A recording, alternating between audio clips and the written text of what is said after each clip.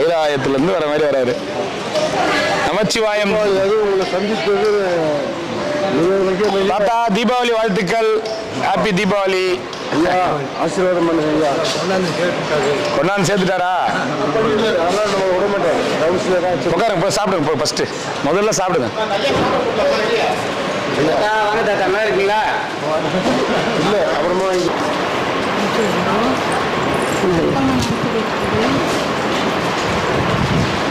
உட்காருமா, உட்காருங்க, உள்ள போய் உட்காருங்க.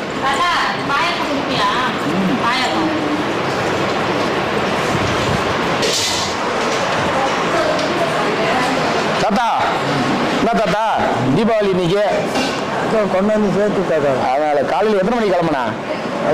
5 மணி. 5 மணிக்கு அடியே நம்மளை வர்றதுக்கு மழை 12 மணி ஆகுது. மழை தான்.